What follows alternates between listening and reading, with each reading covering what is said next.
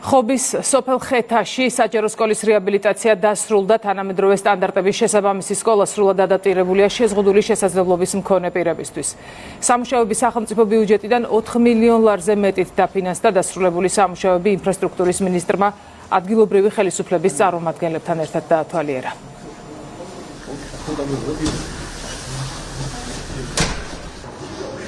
უსაფრთხო და ინკლუზიური გარემო არის ყველა მოსწავლისთვის შექმნილი.